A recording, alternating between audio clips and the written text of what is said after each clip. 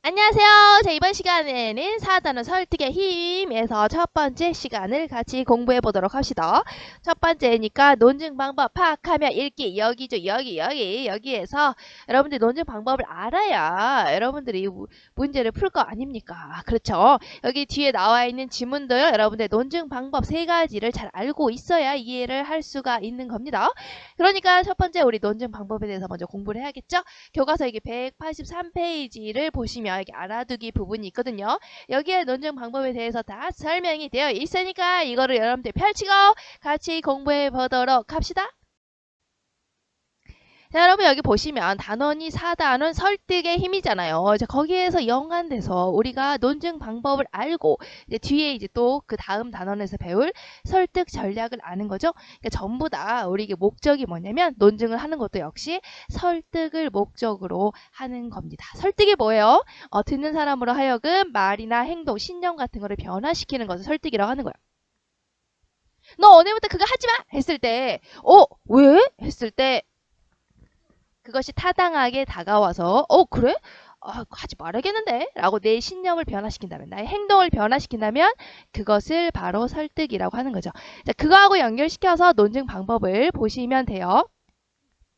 자, 그래서 설득을 목적으로 글을 쓸 때는 다양한 논증 방법을 사용해요. 그래서 논증 방법을 파악해서 글을 읽게 되면 우리가 글의 전개 방식이나 구조를 체계적으로 이해할 수가 있다. 그래서 설득을 목적으로 하는 거기 때문에 우리가 이제 논증 방법이나 뒤에서 배우는 설득 전략이 모두 다 듣는 사람의 행동과 말이나 신념 같은 걸 변화시키기 위해서 사용한다라는 것을 기억하고 보시면 될 것 같아요. 183페이지의 논증의 뜻을 보시면 이렇게 정리가 되어 있을 거예요. 선생님이 여러분들한테 논증 설명할 때 이런 그림 그려서 이야기를 했었죠. 자, 보도록 합시다. 자, 논증의 우리가 이제 논증의 뜻에 대해서 먼저 공부를 해보도록 해요. 자, 여러 가지의 근거를 들어서 우리가 내가 가지고 있는 나의 주장이 참이야, 내 주장이 맞다고, 그게 맞는 말이라고, 이런 것을 내가 논리적으로 증명해가는 여러 가지 근거를 들어서 내 주장이 맞다고 하고 증명해가는 과정을 우리가 뭐라고 하냐? 논증이라고 하는 겁니다.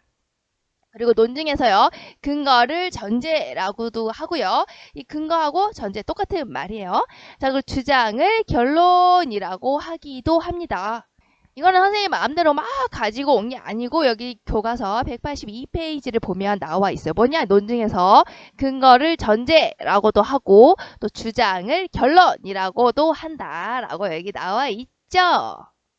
자, 그럼 그렇다는 것을 근거로 여러분들이 이제 앞에 내용을 보면 여러 가지 근거를 들어서 이 주장이 참이야, 내 주장이 맞다고. 자, 이것을 논리적으로 증명해가는 과정을 논증이라고 하는구나. 자, 그리고 우리가 또 하나 있죠? 주장과 근거 사이의 관계를 뜻하기도 한다. 이제 똑같은 말이지. 주장하고 근거 사이의 관계가 뭐겠니? 논리적으로 증명하는 논증이겠지. 이것을 가지고 내 주장을 증명하는 거니. 내 주장이 맞다고, 내 주장이 참이라고 증명하는 거니까 뭐 논증 똑같은 말이네요. 자, 그리고 하나 이상의 명제. 자, 명제가 무엇이냐면요. 참과 거짓을 판단할 수 있는 내용과 주장을 명제라고 하는 거예요. 그러니까 예를 들어서 선생님이 나무다! 이랬을 때 여러분들 어때요? 아닌데? 선생님 무슨 나무예요? 이렇게 거짓인 것을 알 수가 있죠. 그렇지? 선생님은 여자야. 이렇게 했을 때 맞아요. 선생님 여자예요. 참이죠. 남자라고 생각하는 사람 아무도 없죠. 자, 이렇게 참과 거짓을 판단할 수 있는 내용을 우리가 이제 논리적 판단을 이렇게 참과 거짓을 구분할 수 있는 것을 우리가 이제 명제라고 합니다. 그러니까 그 명제가 뭐겠니? 바로 근거들이 되겠죠. 자, 그거로부터 주장을 펼치는 방식 똑같은 말이죠. 그러니까 이런 근거를 통해서 주장이 참이다, 내 주장이 맞다, 이것을 우리가 논리적으로 증명하는 이 과정을 논증이라고 하는 거구나. 다 똑같은 말인데 이렇게 다 다르게 표현을 한 거구나. 이렇게 보시면 되겠네요. 자, 그러면 이 논증의 방식에 우리가 이제 얘기했죠? 세 가지가 있는 겁니다. 첫 번째, 이제 연역이 있고요. 논증하는 방식에. 자, 그리고 두 번째, 바로 뭐가 있냐? 귀납이 있고요. 자, 그리고 세 번째, 바로 무엇이냐? 유추가 있는 겁니다. 자, 그러면 이제 연역법부터 먼저 같이 보도록 해요. 자, 그럼 연역법부터 보도록 합시다. 연역이든 귀납이든 유추든 이거는요, 다 논리학에서 온 논증 방법이에요. 그래서 논리적으로 상대방을 설득시키기 위해서 하는 논증 방식이 되는 거죠. 자, 방금 얘기했죠. 논증이라는 게 뭐라고 했습니까? 여러 가지 근거를 들어서 내가 말하고 싶은 주장이 참이거든, 이게 맞거든, 이런 것을 논리적으로 증명해 가는 과정을 논증이라고 했죠. 근거를 전제라고도 했고요. 똑같은 말이에요. 주장을 결론이라고도 했어요. 자, 그러면 이 논증의 방식 중에 첫 번째 연역은요, 어떤 특징을 가지고 있냐? 바로 이 근거가요, 일반적인 원리나 법칙인 거예요. 그러니까 일반적인 원리나 법칙을 근거로, 일반적인 원리나 법칙을 전제로 해서 뭐냐? 바로 구체적인 사실인 주장, 구체적인 사실인 결론을 이끌어내는 과정을 연역이라고 하는 겁니다. 자, 그럼 이제 암기하는 것은 이제 일단 먼저 알려주자면, 암기하는 거는 일반적인 원리나 법칙이죠. 그러니까 여기 뭐가 있니? 이응이죠. 그리고 연역은 이응이죠. 그래서 이렇게 암기를 하시면 안 잊어버리겠죠. 자, 그러면 일반적인 원리나 법칙을 가지고 구체적인 사실을 내가 주장한다. 이게 바로 연역인데요. 여러분들 이제 교과서에 얘가 다 나와 있어요. 그래서 보시면 알 수가 있어요. 자, 여러분들 이런 거 볼 때는요, 연역법인지 귀납법인지 문제를 빨리 풀어야 된다라고 할 때는 제일 위에 있는 거 먼저 보시고 제일 아래에 있는 것을 보세요. 왜냐면 가운데 보고 이러면 헷갈리니까. 맨 위에 있는 것을 보니까 모든 인간은 죽는다. everyone 죽어요. 죽는다. 모든 사람은 죽는다. 자, 모든 인간은 바로 뭡니까? 모든 인간은 죽는다라는 것은 일반적인 원리나 법칙이죠. 누구나 다 그렇잖아요. 누구나 다 죽잖아요. 그렇죠? 그런 일반적인 원리가 되는 거죠. 모든 인간. 자, 마지막만 볼게요. 그러므로 누가 소크라테스는 죽는다. 이거는 어떤다는 거야? 모든 사람이 아니고 한 소크라테스라는 하나의 사람, 한 명의 사람이죠. 그러니까 이건 어때? 구체적인 사실이 되잖아. 개별적인 사실이 되잖아. 그렇지, 하나의 사실인 거잖아. 하나하나의 구체적인 사실을 의미하게 되는 거죠. 아, 그렇구나. 여러분 문제 풀 때 어떻게? 딱 봤을 때 맨 위에 게 뭐든 인간 일반적인 원리구만. 맨 마지막 거 소크라테스. 아, 구체적인 사실이구만. 이응에서 기응으로 일반적인 원리에서 구체적인 사실로 가니까 오호, 이응이니까 연역이구만. 이렇게 문제를 푸시면 되는 겁니다. 자, 그러면요. 자, 일반적인 원리인 건 알겠죠? 모든 사람은 죽는다. 누구에게나 통용되는 거. 자, 구체적인 사실은 각 하나 사람이죠? 한 사람이잖아요. 얘는 소크라테스라는 한 사람이 죽는다. 라는 식으로 논리가 전개가 됐죠? 자, 이것을 우리가 연역법이라고 하는 겁니다. 자, 그리고 아까 뭐라고 했습니까? 선생님이 여기에 해당되는 게 뭐라 그랬지? 바로 일반적인 원리에 해당되는 게 뭐라 그랬습니까? 바로 근거라고 했죠? 똑같은 말로 전제라고 했었잖아요. 그렇죠? 자, 그러니까 모든 인간은 죽는다. 소크라테스는 인간이다. 이것이 다 뭐가 되는 거야? 전제가 되는 겁니다. 근거가 되는 거예요. 내가 말하고 싶은 건 뭔데? 그러므로 소크라테스는 죽는다. 이거를 말하고 싶은 거잖아요. 그러므로 소크라테스는 죽는다는 바로 뭐에 해당하는 거야? 바로 내가 말하고 싶은 주장, 즉 결론에 해당이 되는 거죠. 그래서 이 마지막은 바로 결론이 되겠네요. 여기까지는 아시겠죠? 이 전제를 가지고 이 결론을 이끌었다. 자, 이제 맨 처음에 모든 인간은 죽는다를 가지고 그러므로 소크라테스는 죽는다. 바로 이렇게 위의 전제에서 아래의 결론으로 딱 가면 논리상 이게 여러분들 설득력이 있습니까? 모든 인간은 죽는다. 근데 갑자기 뜬금없이 그러므로 소크라테스는 죽는다. 뭔 소리야? 이렇게 될 거 아니에요. 그래서 둘 사이를 이어주는 전제를 하나 더 집어 넣은 거예요. 둘을 이어주는 거야. 둘을 이으려면 뭐 어떤 논리가 더 추가가 되어야 될까? 모든 인간은 죽는다. 그러므로 소크라테스는 죽는다. 요거를 우리가 논리적으로 연결하기 위해서 가운데 쏙 집어넣으려면 여기에 있는 소크라테스, 그렇구나, 여기에 있는 인간 이렇게 집어넣는 거죠. 그럼 말이 되죠. 아, 모든 인간은 죽는다. 소크라테스는 인간이다 하면 소크라테스 인간 여기 들어가니까 아, 그렇구나, 그래서 소크라테스는 죽는 거구나, 이렇게 논리가 연결이 되잖아요. 그렇죠? 자, 그래서 여기에 전제가 하나 더 쏙 들어가 있는 거예요. 자, 이게 바로 연역법의 가장 대표적인 논리적인 형태예요. 자, 보시면 모든 인간은 죽는다라고 해서 전제 중에서 모든 everyone die. 그러죠? 모든 인간은 죽는다. 범위가 크죠. 그래서 이런 거를 대전제라고 합니다. 범위가 훨씬 큰 전제잖아요. 그렇죠? 그래서 이건 대전제가 되겠죠.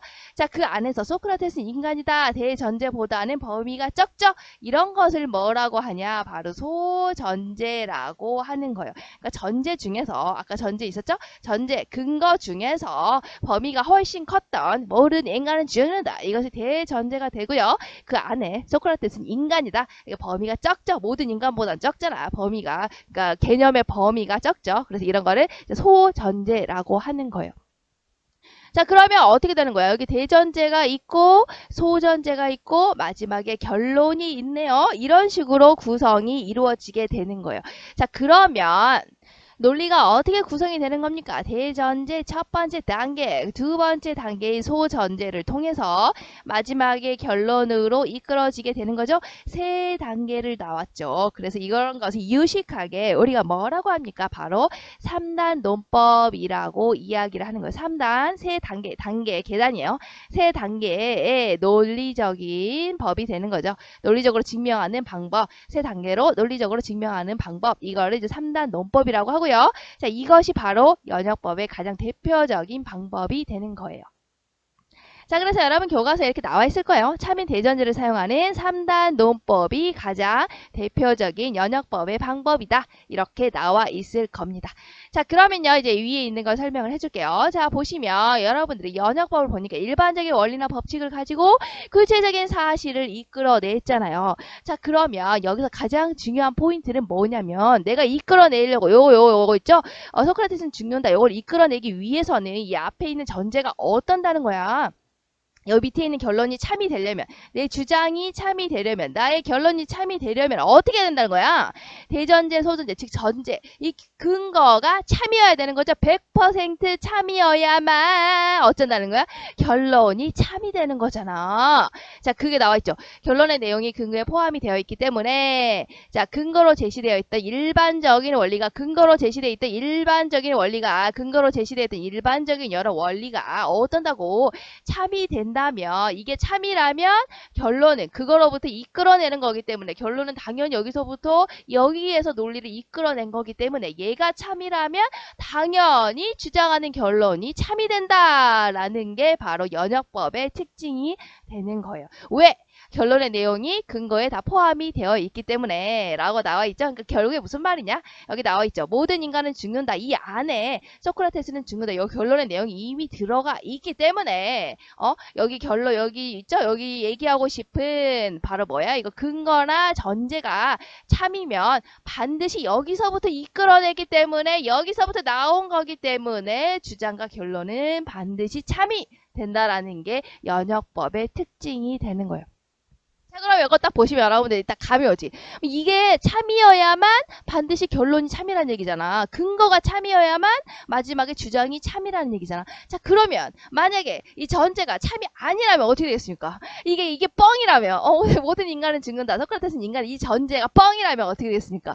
나오게 되는 여기서부터 이끌어내는 결론, 여기서부터 이끌어내는 주장도 거짓이 되겠죠. 자, 그게 바로 이제 연역법의 가장 큰 허점이라고 볼 수가 있는 거예요. 그래서 반드시 대전제가 참이어야만 한다. 그래야 논리가 이렇게 내가 얘기하고 싶은 주장과 결론이 참이 되는 거구나 라는 것을 잘 생각을 하셔야 돼요. 자, 그러면 이제 교과서에 다 나와 있어요. 연역을 왜 쓰는 거야? 이거 why 왜 쓰는 겁니까? 여러분 딱 보시면 아시겠죠? 이게 얘가 뭐였어? 모든 인간은 죽는다라는 대전제 이런 걸 통해서 소크라테스는 죽는다라는 나의 결론, 내가 말하고 싶은 이 주장을 어떻게 지금 증명했죠? 논리적으로 증명했잖아. 이게 참이라는 것을. 자, 그래서 연역법을 사용하는 거예요. 연역법은요, 뭔가 어떤 새로운 원리나 사실 같은 거를 내가 밝혀내기 위해서, 밝혀내기 위해서 사용하는 게 아니고, 보통은요, 구체적인 사실을 내가 증명하고 싶다. 그러니까 내가 이런 나의 주장과 결론을 증명하고 싶다. 그러니까 내가 여기서 있었죠? 여기서 소크라테스는 죽는다. 요것을 증명하고 싶다. 그럴 때 사용하는 게 연역법이 되는 거예요. 그래서 여러분들 뭐 과학에서 연역법을 많이 쓰죠. 보시면, 그쵸? 자, 그래서 여기서 나오는 거기 때문에 이것은 뭔가 새로운 사실을 안다. 뭐 이런 것은 아니다. 연역법은 어떤 것을 증명하고자 할 때 사용을 한다. 이렇게 정리를 하시면 되겠네요. 여러 가지 근거를 들어서 내 주장이 참이다, 내 주장이 맞다고 이런 것을 우리가 논리적으로 증명해가는 과정을 뭐라고 한다? 논증이라고 한다. 근거를 전제라고도 하고 주장을 결론이라고도 한다라고 했죠. 논증의 방식 중에 하나 뭐죠? 귀납이 있죠. 자, 귀납은 뭐냐? 바로 아까 연역이랑 반대로 거꾸로 생각을 하시면 돼요. 자, 근거가요 바로 구체적인 사실이 되고요. 구체적인 사실을 근거로, 구체적인 사실을 전제로 해서 바로 일반적인 원리나 사실을 주장하고 일반적인 원리나 사실을 결론 내리는 것을 우리가 귀납이라고 이야기를 하는 겁니다. 자, 그러면 교과서에 있는 예를 본다면 여러분들 이렇게 예가 나와 있을 거예요. 일단은 문제 푸는 방식 어떻게 푼다 그랬습니까? 맨 위에 있는 거 보시고 그리고 맨 아래에 있는 걸 딱 보고 이렇게 문제를 푸는 거예요. 가운데 보면 헷갈려요.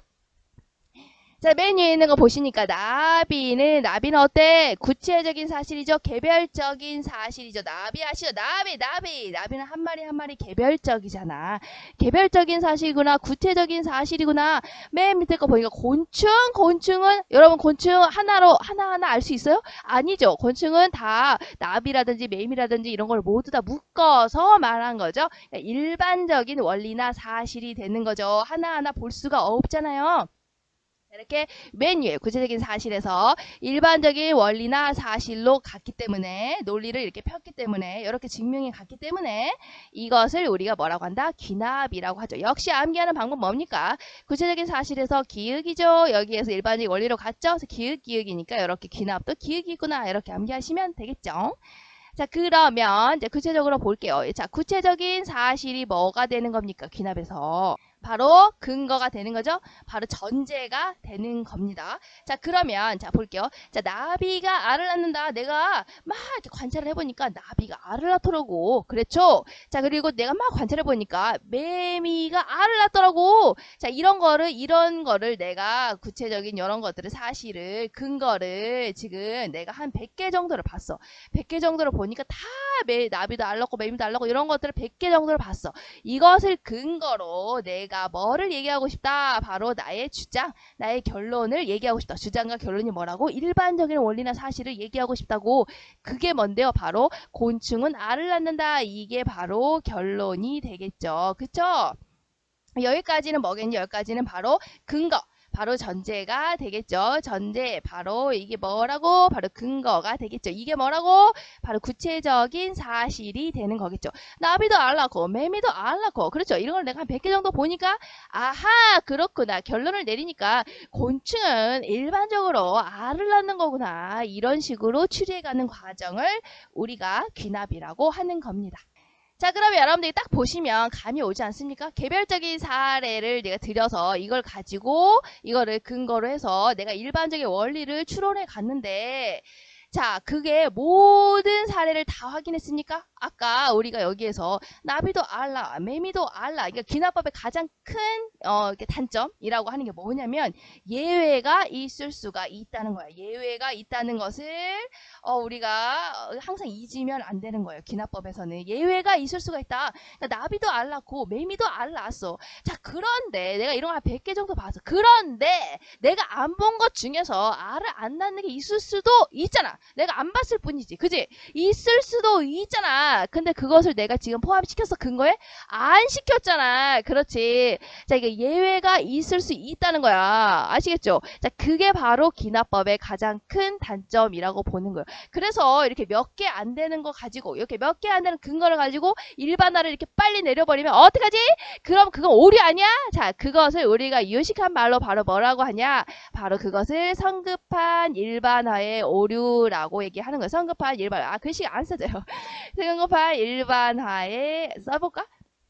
일반화에 의하이 아하. 자, 서진아. 자, 성급한 일반화의 오류라고 하는 거야. 몇 개 안 되는 얘를 가지고 성급하게 결론을 내린 거 아니야? 성급하게 일반적인 원리라고 단정을 지은 거 아니야? 자, 이렇게 생각하는 오류가 바로 성급한 일반화의 오류고요. 이게 바로 기납법에서 발생하는 오류 중에 하나죠. 왜냐면 이걸 내가 다 조사한 건 아니잖아. 그렇죠? 다 조사한 게 아니잖아요. 자, 그래서 뭐라고 하냐? 자, 내가 모든 사례를 다 확인한 게 아니기 때문에 완전히 참이라고 볼 수는 없다는 게 바로 기납법의 가장 큰 단점이에요. 자, 그래서 여기 내가 100개를 확인한 게 참일지라도 100개를 확인해 보니까 다 나왔어.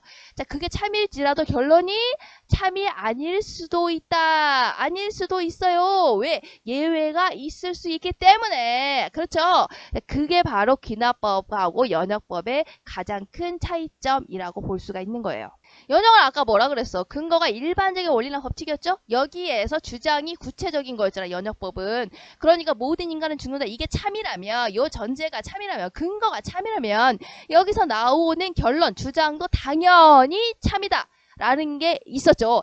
하지만 아까 귀납법은 어땠어요?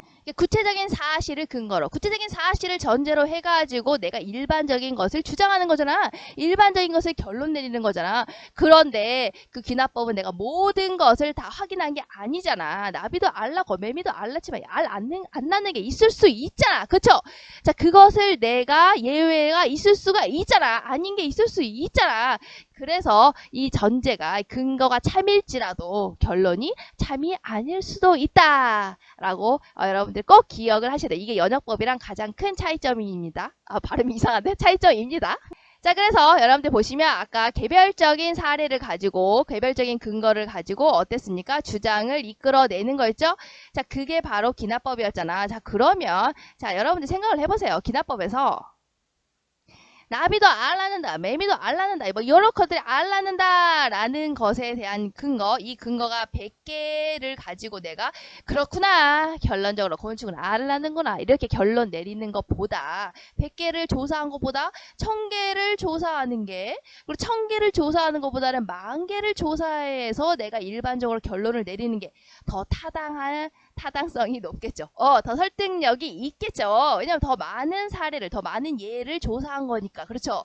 그러니까 여기 기납법에서는 근거에 해당되는 그 사례가 충분할수록, 많으면 많을수록 좀 더 이 결론이 타당할 가능성이 높아지게 된다라는 게 특징이에요. 그래서 여기 보시면 사례가 충분할수록 논증이 타당할 가능성이 높아진다. 이게 기납법의 특징이에요. 여러분 교과서에 다 있으니까 보고 꼭 정리를 해두세요.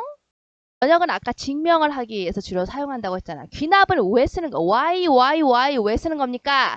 자, 전제들이 모두 참이라고 해도 아까 막 얘기했죠? 결론이 확실히 참이 되는 것은 아니지만 예외가 있을 수 있는 거지만 귀납을 왜 쓰는 거냐면요. 여러 가지 사례를 통해서 내가 이런 거야. 곤충은 다 알을 낳는 거야. 라는 것을 새롭게 지식을 추가할 수가 있잖아. 그렇지? 새롭게 내가 뭔가 발견해서 새로운 지식이라고 내가 얘기할 수가 있죠. 그래서 뭔가 새로운 것들, 새로운 지식 같은 거를 내가 추가할 때 새롭게 이제 뭐 예를 들어서 학회 같은 데서 발표할 때 그럴 때 주로 쓰는 거예요. 기납 논증을. 그래서 이제 지식을 확장시킬 때 쓰는 게 바로 기납이라고 생각을 하시면 됩니다. 자, 그럼 마지막 유추를 보도록 합시다. 다 끝났네요. 아우! 자, 그럼 볼게요. 자, 논증은 뭐라고 했죠? 똑같은 말 계속 반복하고 있지. 선생님 이거 외우라고. 여러분들 여러 거 잘 이해하라고. 그래서 똑같은 말 반복하는 거예요. 근데 다시는 반복 안 할 거야. 알았지? 자, 우리가 여러 가지 근거를 들어서 우리가 주장이 참이다 라는 것을 증명해간다. 논리적으로 증명한다. 이걸 뭐라고 한다고? 논증이라고 한다고. 근거를 전제라고도 한다고. 근거를 결론이라고도 한다고. 자, 그 중에서 논증의 한 방식의 유추는요, 우리가 유비추론이라고 하는데요. 이것을 줄여서 유추라고 하는 겁니다. 자, 유추는요, 자, 둘 이상의 대상이 비슷하다라는 것을 근거로 해서 다른 것도 비슷하지 않을까라고 추론하는 것을 이야기를 해요. 그러니까 근거가 뭐냐면 두 개가 비슷하다는 거야. 두 개가 비슷해서, 그러니까 예를 들어서 A하고 B가 있어요. 자, 그런데 A가요, 자, 여기 소문자 A의 속성을 가지고 있어요. 이 특성을 가지고 있어요. 자, 그런데 B가 있는데요. B가요, A랑 비슷해. 유사해. 좀 비슷해. 그렇구나. 그러니까 A가 가지고 있는 속성을 B도 몰랐지만 B도 그럼 A가 가지고 있던 요 속성을 가지고 있지 않을까라고 추론해 가는 것을 우리가 유추라고 하는 겁니다. 그래서 두 개가 비슷하니까 나머지 모르는 것도 이거랑 비슷하니까 그걸 미루어 봤을 때 이 속성을 얘도 가지고 있지 않을까라고 이렇게 추측해 가는 것을 이렇게 결론 내리는 것을 우리가 유추라고 하는 거예요. 그래서 여러분 교과서에는 아마 이렇게 적혀 있을 거예요. 둘 이상의 대상이 비슷한 속성을 가진다라는 근거로 다른 속성도 유사할 것이다 라고 추론하는 것이다. 이렇게 나와 있죠. 그러니까 선생님이 얘기를 했잖아. A라는 개가 있어요. 그리고 B라는 개가 있었죠. 자, A라는 개는요. 어땠냐면 굉장히 컸어요. 와우, 너무 큰데 너무 커. 자, 그리고 나만 보면 막 짖는 거야. 막 짖어. 근데 그 개가 달려와서 나를 어떻게 물어버린 거야. 이렇게 물어버린 거예요. 자, 그런데 내가 지나가다가 B라는 개를 봤어요. 자, 근데 B하고 A, 그러니까 예전에 내가 물렸던 크고 짖는 개랑 B라는 개가 너무나 비슷한 거야. 너무나 유사한 거야. 방금 얘기했죠. 너무나 유사한 거야. 둘 사이가 너무나 유사한 것을 근거로 해가지고요. 내가 이제 추론을 하는 거야. 자, 둘 사이가 어떻게 유사했냐? B도요, A처럼 컸어. 그리고 나만 보면 짖는 거야. 어때? 유사하죠? 유사해. 근데 아직 몰라. 얘가 물지 안 물지는 모른단 말이야. 자, 이런 상황에서, 자, A라는 개는 날 물었죠. 크고 짖으면서. B라는 개도 크고 날 보면 짖었단 말이야. 둘 사이가 유사하죠? 둘 사이가 비슷하죠? 자, 이것을 근거로 해서, 근거로 전제로 해서, 나머지 모르는 부분을 내가 추측해가는 거야. 나머지 모르는 부분을 내가 결론 내리는 거야. 뭐라고? 이 개도 나를 물겠구나. 이렇게 추측할 수가 있는 거지. 왜? A라는 개가 크고 짖으면서 나를 물었잖아요. 그렇죠? 자, 그래서 이 모르지만 이렇게 물지 않을까? 이런 식으로 추측해 가는 것을 우리가 이렇게 추론해 가는 것을 유추라고 하는 겁니다. 자, 그런데 여러분 아까 귀납이 가장 큰 단점이 뭐라고 했습니까? 성급한 일반화가 있다고 그랬죠? 몇 개 안 되는 사례를 가지고 너무 빨리 일반화를 내린 게 아니야? 라고 얘기할 수 있다고 했죠. 예외가 있을 수가 있다라고 했었죠. 전제가 참여도 결론이 참여 아닐 수도 있다라고 했죠. 예외가 있다고. 자, 그런데 유추도 똑같아요. 유추도 어때? 봐봐. 자, A라는 개하고 B하고 개가 유사해요. 자, 그런데 자, 얘가 크고 짖고 나를 물었어요. 그래서 보니까 B라는 개도 크고 짖어요. 날 보면. 자, 그런데 안 물을 수도 있잖아. 그렇지? 안 물을 수도 있잖아. 그렇잖아. 얘는 크고 짖지만 나를 보고 안 물을 수도 있잖아. 그러니까 예외가 어때요? 있을 수가 있죠. 그래서 얘가 귀납 논증에 들어갑니다. 그래서 귀납 안에 요 안에 벤 다이어그램 아시죠? 귀납 안에 어디가 들어간다고? 유추가 이 안에 들어간다. 왜냐? 예외가 있을 수 있다. 자, 그럼 여러분들이 감이 잡히시죠? 자, 근거가 바로 둘 사이에 유사한 거였잖아. 이 둘이 유사한 것을 근거로 삼았잖아. 유사한 것을 전제로 삼았잖아. 자, 그러면 어때? 둘 사이가 유사한 게 높으면 높을수록, 많이 비슷하면 비슷할수록 내가 내리는 이 결론, 내가 내리는 이 주장이 바로 어떤다는 거야? 조금 더 어떻다고? 조금 더 타당성이 높게 되겠죠. 그렇죠? 자, 그러면 유추는 도대체 왜 쓰는 겁니까? 아까 귀납은 뭐라고 했지? 지식을 새롭게 추가하고 싶을 때 쓴다 그랬지? 연역은 아까 증명하고 싶을 때 쓴다고 했지? 유추는요, 왜 쓰냐면, 자, 뭔가 새로운 개념이나 어렵고 복잡한 주제 같은 게 예를 들어서 이제 A하고 B 아까 얘기했죠. A하고 B가 있는데요. 자, B는 내가 모르는 거야, 이거. 뭐 새롭게 들어온 개념이나 어렵고 복잡한 주제예요. 근데 이걸 설명을 해야 돼. 이런 상황이야. 그럴 때 이거는 우리가 아는 거야. A는 내가 잘 알고 있는 거지. 근데 두 개가 비슷해. 그러면 B를 설명하기가 더 용이하죠. 그렇죠. 그래서 예를 들어보면 우리가 스마트폰이 새로 나왔을 때를 생각해보세요. 그냥 스마트폰이 새로 나왔다. 모르잖아. 스마트폰이 뭐야? 몰라. 자, 근데 우리가 기존에 사용하고 있었던 게 바로 뭐야? 컴퓨터였죠? 자, 그럼 스마트폰이라는 것이 이런 것이야 라고 설명을 하고 싶어. 설명을 하고 싶은데 모르잖아. 그러니까 기존에 있었던 컴퓨터하고 스마트폰이 상당히 비슷하잖아요. 그렇죠? 여러분 막 유튜브도 보고 영상도 보고 게임도 하고 막 그렇지. 여러 가지를 하는 게 비슷하죠. 둘 사이가 비슷하잖아. 뭐 스마트폰이라는 새로운 것을 설명하기가 쉽죠. 컴퓨터하고 비슷해요. 컴퓨터 이런 특징을 가지고 있어요. 둘 사이가 비슷하니까요. 이런 식으로 설명하기가 쉽죠. 스마트폰을. 그럴 때 유추를 사용을 하는 거예요. 그래서 이렇게 보다 이런 거 설명할 때 보다 친숙하고 단순한 개념이랑 비교해서 컴퓨터랑 비교해서 스마트폰이라는 새로운 이제 문물이 나왔을 때 새로운 것이 나왔을 때 이걸 설명하기 용이하다. 이제 그럴 때 쓰는 게 바로 유추의 방식이 되는 겁니다. 그리고 여기 밑에 추가는 나중에 이제 고등학교 가면 이거 나오는데요. 비교도 뭡니까? 역시 공통점을 같이 우리가 찾아보는 거죠. 근데 비교 같은 경우에는 같은 범주에 속하는 것을 우리가 같은 범주에 속하는 것에서 우리가 이제 공통점을 찾는 거라면 유추는 아예 다른 범주에서 공통점을 찾는 거다. 공통점을 찾아서 추론하는 것이다. 라고 이제 차이점을 아시면 되는 거예요.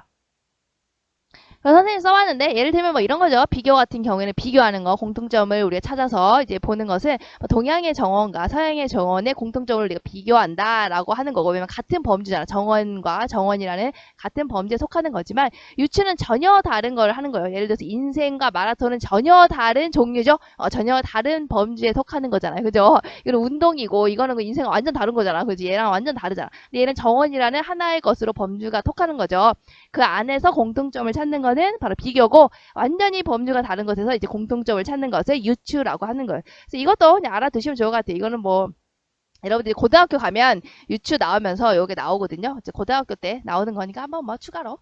자, 그래서 여러분들 중요한 건 뭐냐? 유추도 방금 얘기했죠? 전제들이 참이라고 하더라도 유사성이 요것이 참이라고 하더라도 뭐라고 그랬지? 이거를 근거로 내리는 주장이 뭐라고 했죠? 참이 아닐 수도 있다. 감 넘어갔다. 그 결론이고 참인 것은 아니다. 왜?